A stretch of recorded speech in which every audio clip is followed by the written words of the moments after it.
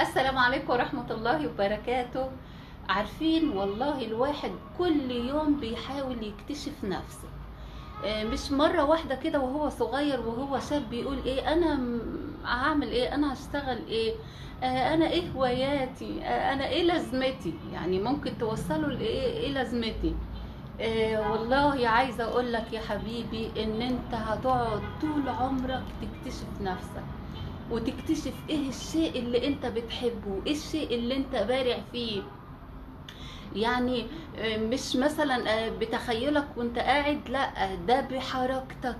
وكل حاجة لازم تمسكها كده بالراحة وتبتدي تشتغل فيها.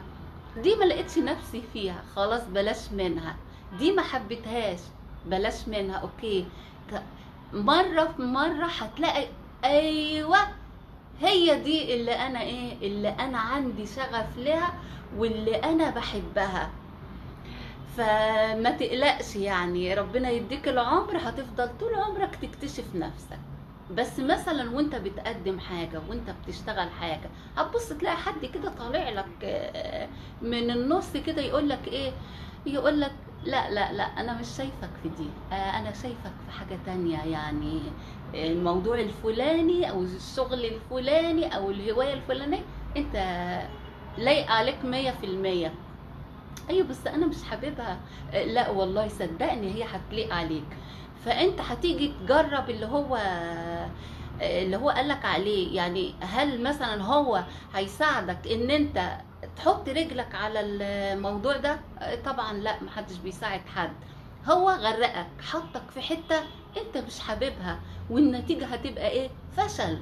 لكن لما انت تكون في حاجة صر على فشلك، انت حاسس ان انت الشغلانة اللي في ايدك او الهواية اللي في ايدك دي فاشلة، لا، صر على فشلك، كمل معاه.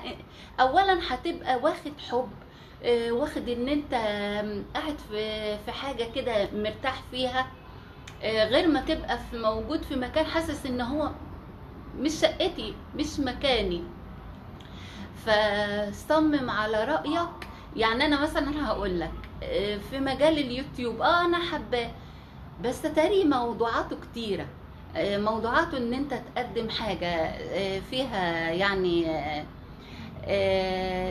ضحكة كده، او ان انت تسخر من شيء، يعني شيء ساخر، ولا وموجود فيها الحاجات الجادة اللي انا بقدمها دي دلوقتي، وموجود فيها ان مثلا الطبيخ، وموجود فيها الرحلات، وموجود فيها يعني حاجات لا حصر لها.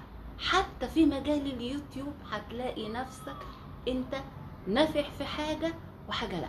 طب لو الخياطة مثلا، اخت بتحب مثلا انها تخيط، لا انت هتلاقي نفسك بارعة في عمايل الفساتين. اما لو قمصان رجالي، لا لا لا، انا ما بفهمش فيها خالص. ف هتلاقي قدامك التخصص بقى. فايه المشكلة كلها؟ المشكلة كلها في ان انت ما تحاولش، ان انت ما تدخلش كل مجال بصدر رحب، وانا هجرب نفسي فيه وهشوف انا مرتاح له، انا انجزت فيه. طيب من اول مرة انت مستني تنجح وتحقق مثلا المليون مشاهد، او تحقق الكام الف جنيه من الخياطة او من اي وظيفة مرة واحدة؟ لا، محدش بينجح مرة واحدة. حتى انت لو جبت اكتر واحد تاجر او اكتر واحد ناجح، يبقى خايف من كل شغلانة كأنه هو لسه اول مرة يبتديها. فالمشكلة كلها في ان احنا نرضخ كده وما نحاولش. فربنا يوفقكم كلكم، وتحاولوا ان انتوا ايه تكتشفوا نفسكم زي ما انا عماله اكتشف نفسي.